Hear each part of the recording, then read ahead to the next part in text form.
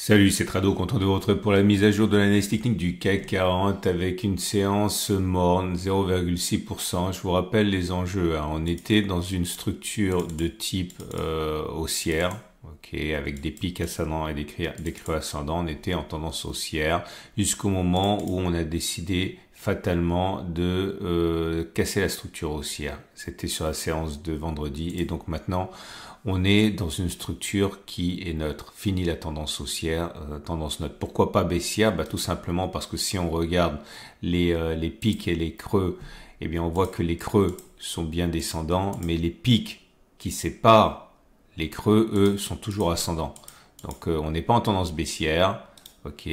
Par opposition, regardez ici, on avait une tendance haussière parce que on avait des pics qui étaient ascendants, et les creux qui séparaient les pics ascendants étaient ascendants aussi. Donc on était en tendance haussière, c'est pas le cas ici. C'est important. Pourquoi c'est important? Parce que si vous voulez savoir la tendance, eh bien il faut savoir où on en est au niveau des pics et des creux. Et là pour l'instant on n'a pas de tendance. Par contre, si on devait avoir un nouveau pic suivi d'un nouveau creux, tout ça étant descendant, on serait en tendance baissière. Alors, il demeure que pour l'instant, ça manque de dynamisme. On est remonté, mais on n'a même pas réussi à combler le gap ici. On n'a même pas réussi à reconquérir et faire notre pullback avant de redescendre. On est resté comme ça au milieu de nulle part, suspendu. C'est pas un signal de force, il est clair. Je considère toujours que c'est sur cette zone-là que beaucoup attendent le CAC 40 pour le shorter, pour envisager un retour sur la zone de support hebdomadaire ici. Alors du coup, je brouille un peu les étapes, je vous montre tout de suite les marchés américains parce que ça va avoir son importance. Parce que vous le savez, c'est un peu la loi du SP500 qu'on subit.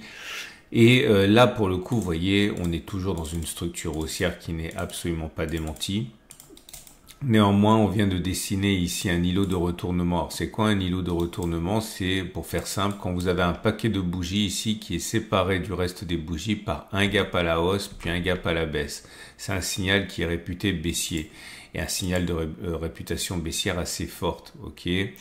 Ça m'amène à penser qu'on devrait continuer de baisser. Pas nécessairement de manière abyssale la baisse, mais l'idée c'est qu'aller chercher maintenant la zone de support ici qui est la structure de la tendance haussière, ça me semble assez envisageable. Donc ça veut dire envisager avant un éventuel rebond de perdre jusqu'à 3%. Que va-t-il rester du CAC 40 si les indices américains forts baissent? Et pour ne rien arranger, du côté du Nasdaq, c'est pareil. La structure, elle est haussière. Elle n'a pas été remise en cause. Vous voyez, on était avec des pics ascendants et des creux ascendants. Mais là aussi, on retrouve un îlot de retournement. Et notre support, c'est 2230, 20,1990. On pourrait envisager d'aller le titiller avant de repartir éventuellement à la hausse parce que voilà, il reste quand même l'idée que les marchés américains sont forts. Ça voudrait dire que les marchés américains, enfin le Nasdaq peut perdre encore 2,6 voire un peu plus avant de rebondir. Je reviens à mon CAC 40.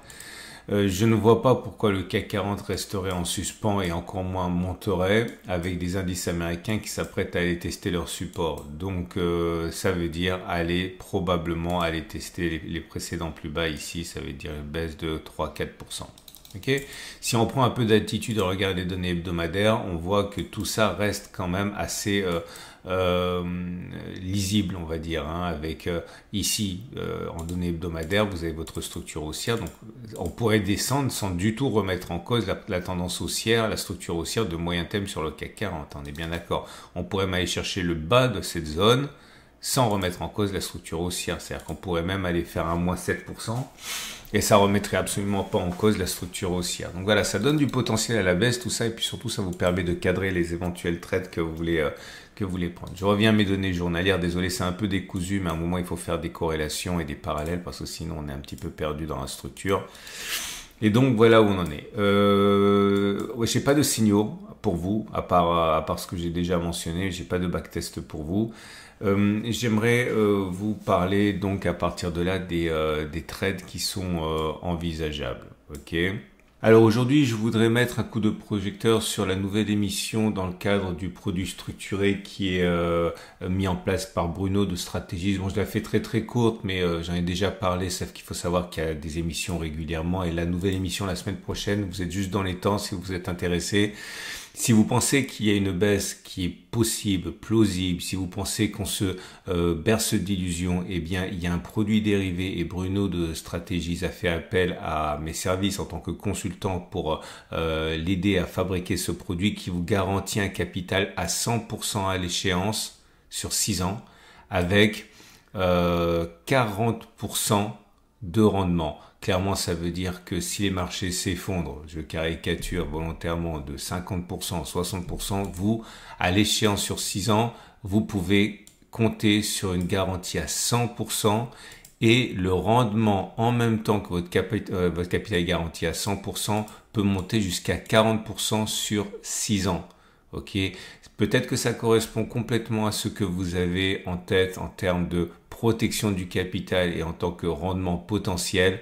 Je vais pas répéter ce dont il s'agit, je mets un lien en dessous de la vidéo. Il y a des émissions régulièrement, mais les conditions changent avec les taux d'intérêt puisque la garantie à 100% elle est apportée par les taux d'intérêt et les taux d'intérêt sont en baisse.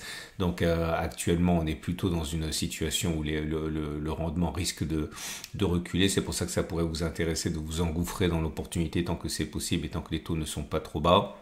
Pour bénéficier de ces conditions-là, il y a une vidéo explicative. Il y a également des propos et l'explication de Bruno lui-même.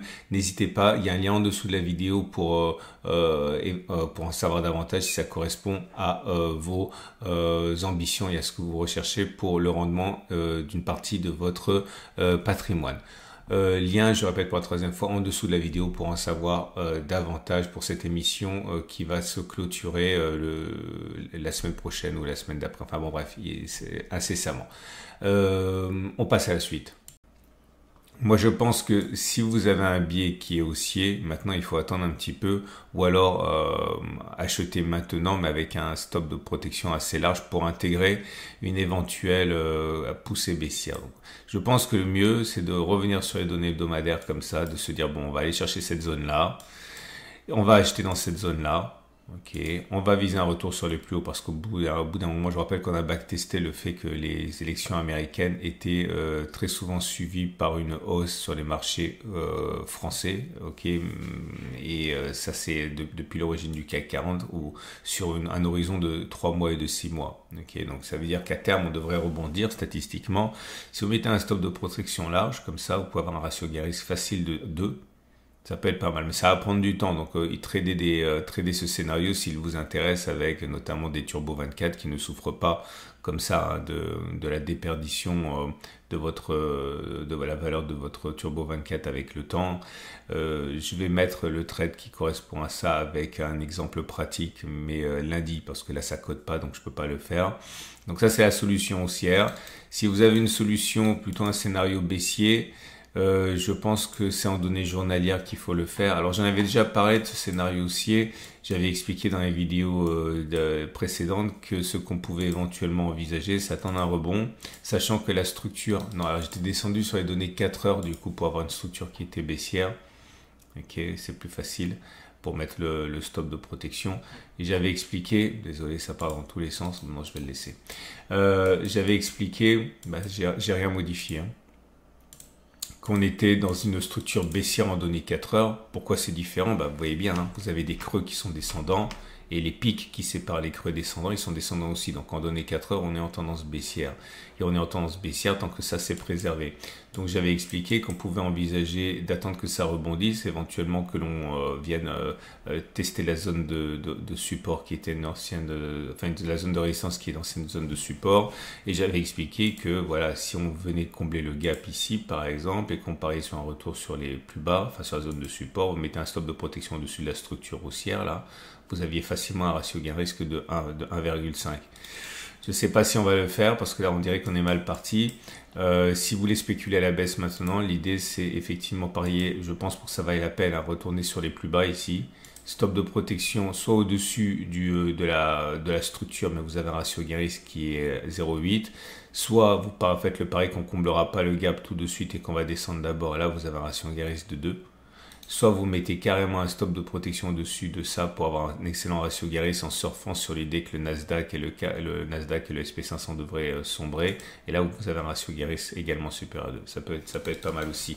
Ça dépend de vos convictions. Ok, bon, là on est dans du trading qui est purement discrétionnaire puisque j'ai pas pu faire de backtest, j'ai rien de systématique. Mais en tout cas, voilà, ça vous montre comment on peut faire et ça permet également de respecter vos convictions en trouvant des trades qui vont dans le sens de votre conviction, en ajoutant un petit peu de subjectivité à la systématicité d'un trading systématique. Oulala, c'est des mots très compliqués.